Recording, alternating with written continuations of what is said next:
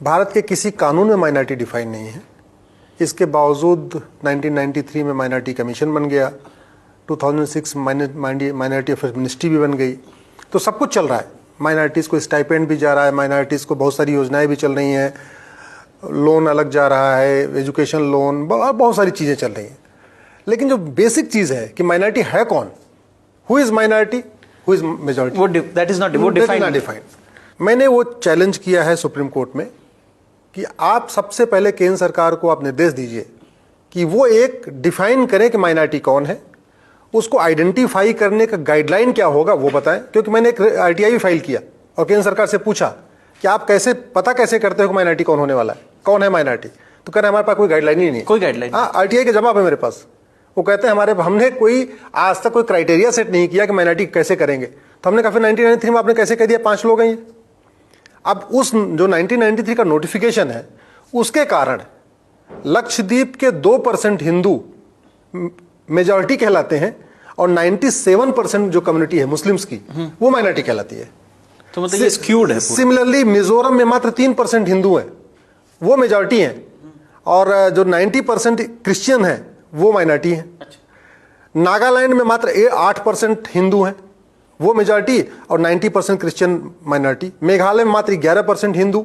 ऐसे 8 राज्यों में 8 राज्य हैं जहां है कि वास्तव में हिंदू माइनॉरिटी हैं संख्या के हिसाब से, लेकिन वो माइनॉरिटी नहीं, वो मेजॉरिटी कहलाते हैं।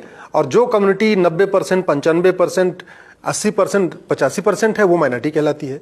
तो हमने ये कहा है कि ये जो कानून है 1992 का, इसका सेक्शन 2C ये आर्बिट्रेरी है, इरेशनल है, ये वायलेटिव ऑफ फंडामेंटल राइट्स है। इसलिए आप इस कानून को खत्म कर दीजिए। अदरवाइज आप सेंट्रल गवर्नमेंट को कहिए वो माइनॉरिटी डिफाइन करे, और कैसे उसको आइडेंटिफाई किया जाएगा। मेरा अपना व्यक्तिगत मत है कि या तो ये माइनॉरिटी मेजॉरिटी खत्म होना चाहिए। आप गरीबी का क्राइटेरिया है, ये जितने भी गरीब हैं, चाहे हिंदू गरीब हो, मुसलमान गरीब हो, सिख गरीब हो, जो भी गरीब है, गरीब है, उसको आप धर्म के आधार पर मत बांटो। जो सुविधाएं देनी है आप गरीबी के आधार पर दो, खत्म करो माइनॉरिटी। ये आपका प्रेयर है पीआईएल में? पीआईएल में बड़ी सीरीज से आपको बताऊं, जो कॉन्स्टिट्यूशन में जिस आर्टिकल 29 और 30 जस्टिस बताएंगे आपको, 29, 30 के आधार पे ये माइनॉरिटी वाला कॉन्सेप्ट चला है, उसमें कुछ देने की बात नहीं है। अच्छा, उसमें कुछ देने की बात नहीं है कि वजीफा देंगे, ये देंगे, वो देना, कुछ नहीं। उसमें केवल प्रोटेक्शन के लिए है।